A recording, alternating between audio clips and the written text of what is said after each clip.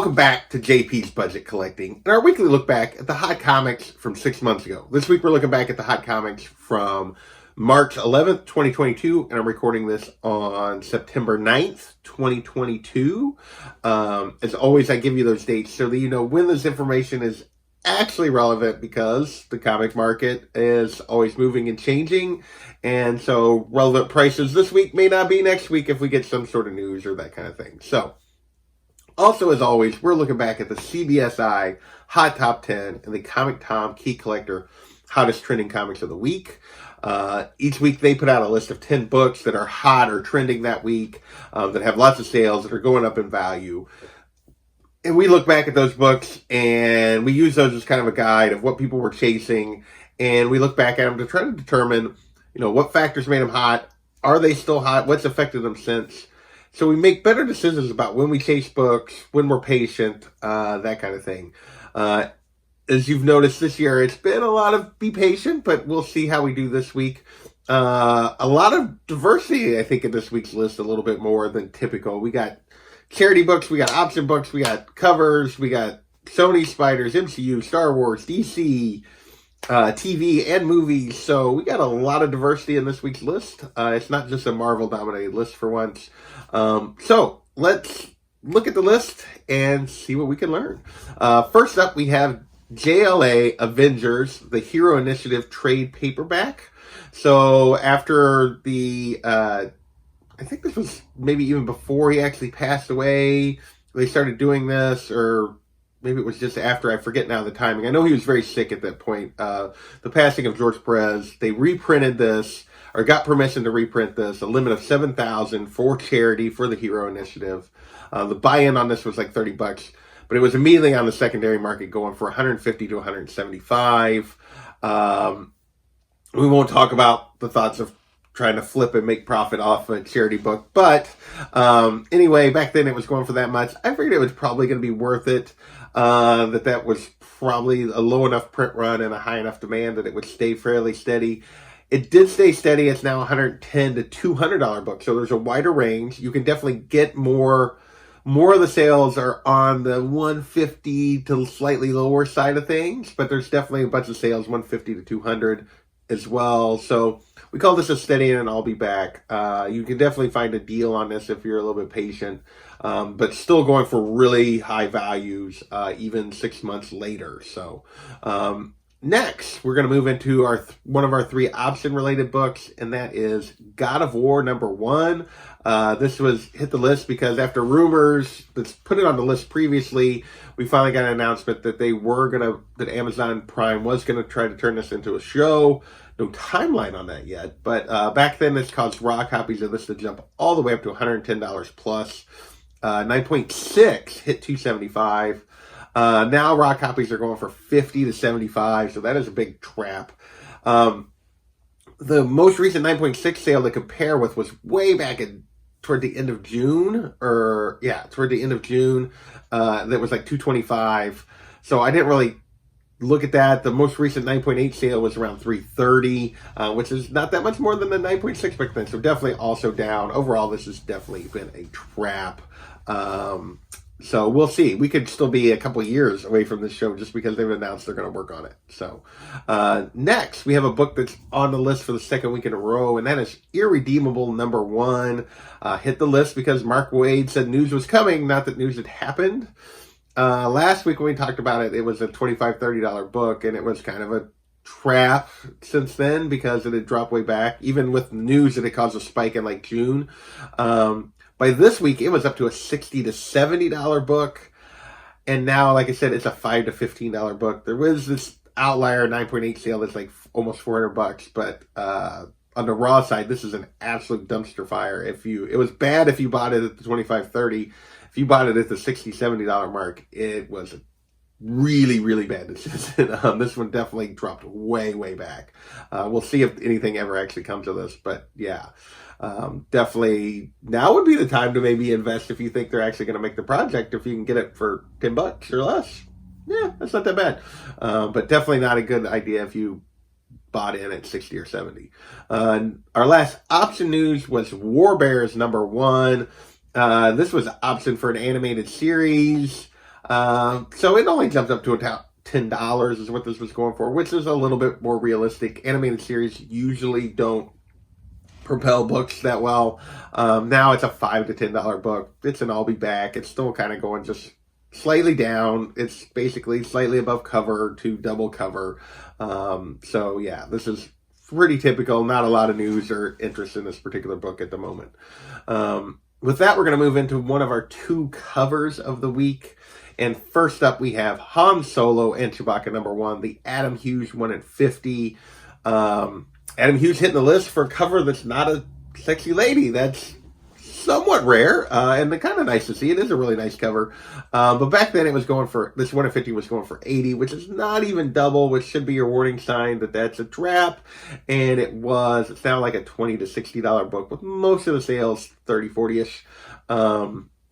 But it definitely is swinging from all the way from 20 to 60. But definitely still a trap compared to $80 when a good portion of the sales are less than half of that value. So definitely one that was that followed the rules related to ratios. It didn't even get to double ratio, which means it's probably going to end up at below ratio. That is what happened. Next, we have Captain Carter #1, the 1 in 25 animation variant. Now, this one was at $60 to $65. And this was before we had actually seen a version of her in Doctor Strange yet. So I talked about at the time that that's only, not even triple ratio, which is, it need to take a jump in the second week. I believe when we talk about it next week, we'll see what that jump was.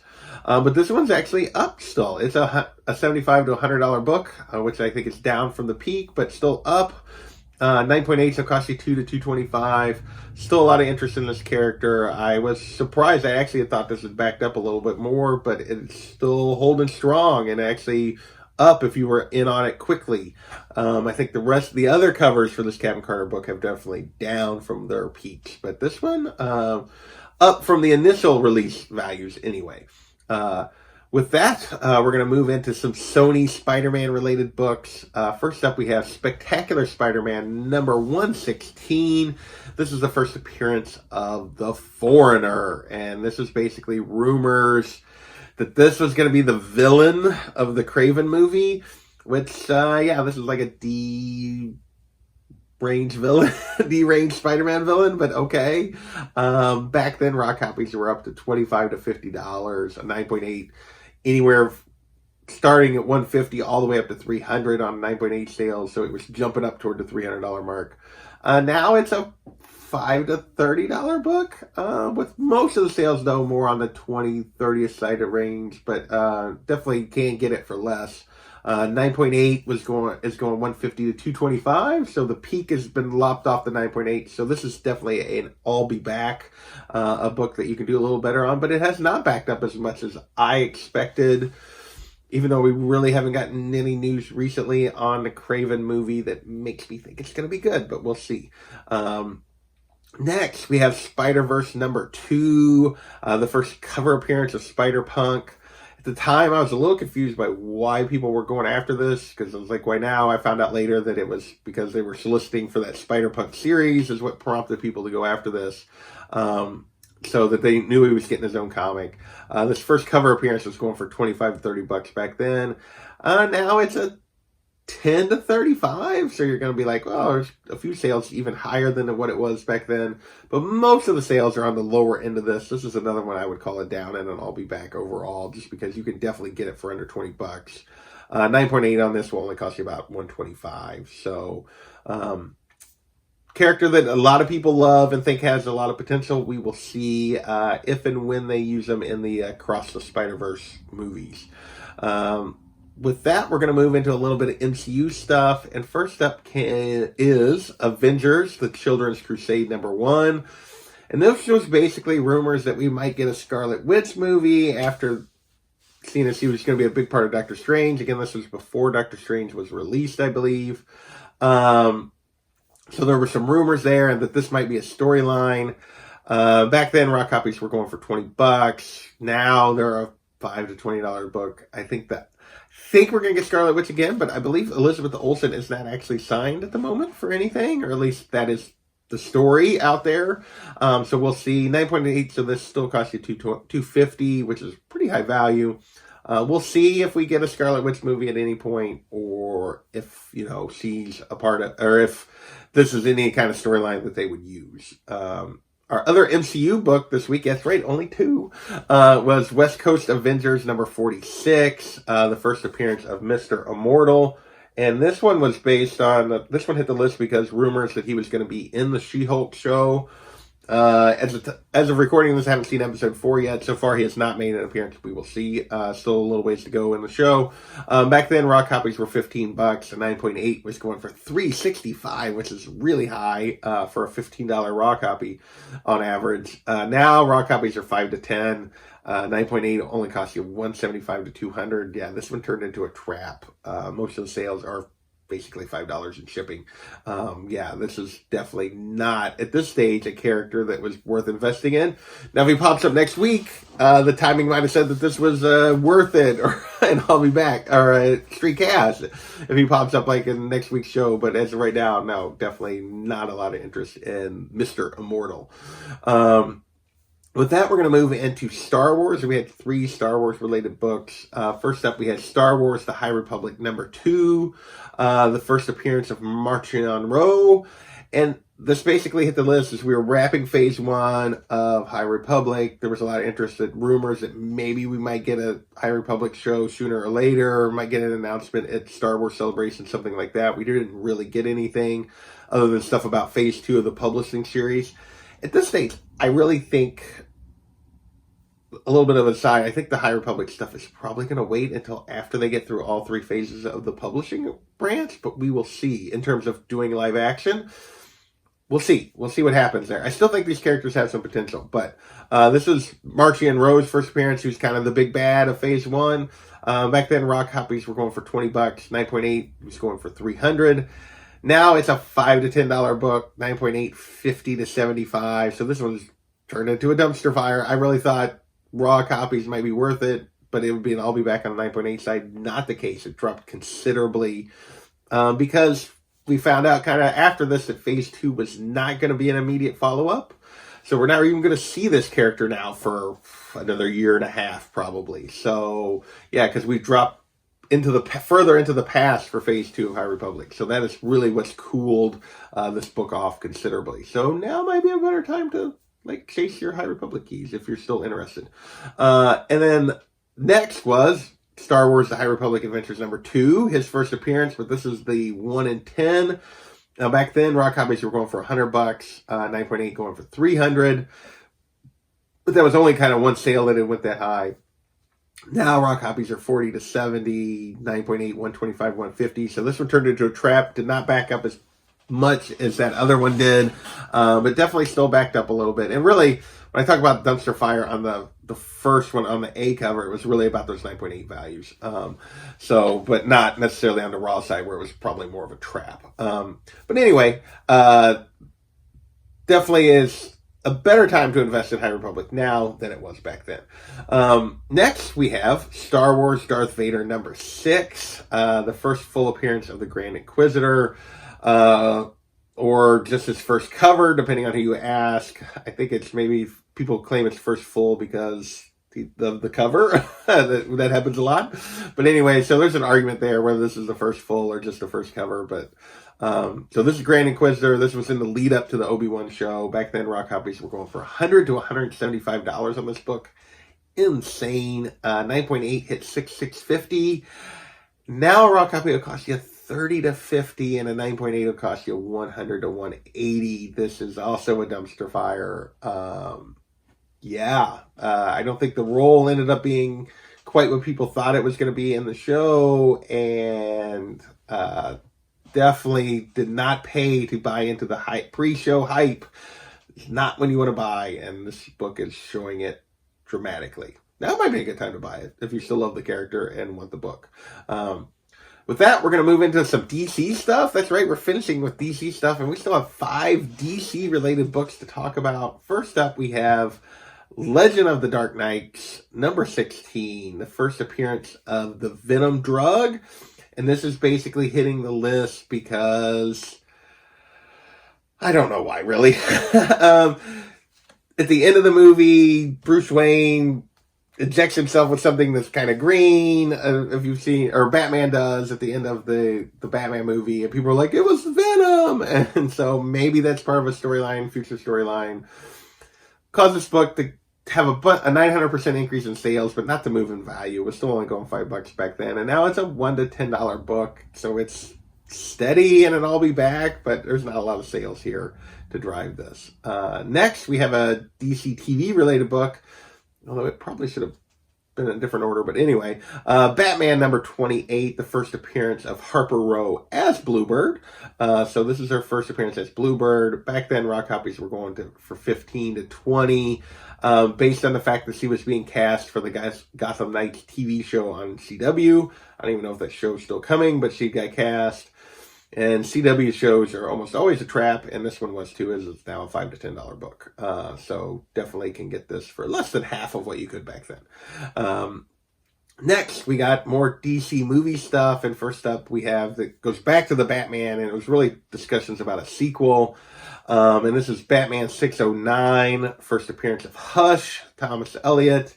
This is on the list for the second week in a row because the little website that you could look up in the Batman movie that was the Riddler's website or whatever mentioned Hush.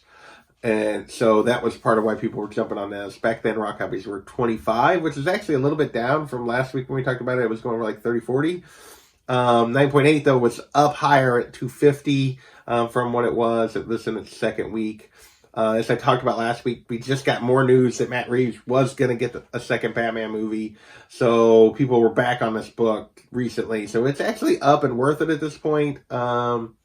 At 30 to 50, you could argue straight cash, but it's definitely been up and down a little bit in this lately. 9.8 is 175 to 225, so not quite back to that 250 mark. So that's kind of between the two is why I went with worth it instead of straight cash. Great character, great book. We'll see. I kind of doubt it holds because we're going to be a ways from a Batman sequel for sure. Next, we have Batman number 2 from the New 52. This is the first appearance of Talon William Cobb. And this was also because people were thinking they might use the Court of Owls. Back then, raw copies were $20, 9.8, $350. Now, raw copy will cost you $5 to $20, 9.8, $1 to $150. So this is a trap. If there was a higher percentage of sales on the 9.8 side, which there's only been a few, I might have called this a dumpster fire too, but the vast majority of sales are raw side, so I just called it a trap. And then last but not least this week is Batman number 6, the first full appearance of the Court of Owls. This is completely, people claim this is the first full because of the cover. They're in issue 4.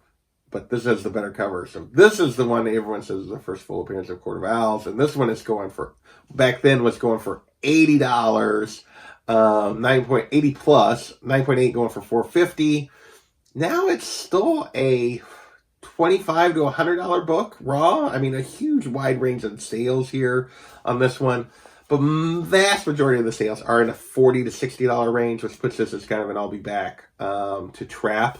Borderline trap on this one because compared to an $80, but I put it as an I'll be back. 9.8s are going $300 to $400, so they haven't backed up quite that much either. So this one's still holding pretty well, and it's again really has everything to do with the cover and clearly a appearance of the Court of Owls. I think 4 is really, this is a 180, 181 situation. 181 is the better cover, even though they really appear in the other book. So anyway, people are definitely on this one. You guys know how I am about the covers. With that, that is this week's list. We had 18 books to talk about. I want to thank you guys for watching, and we will catch you next time.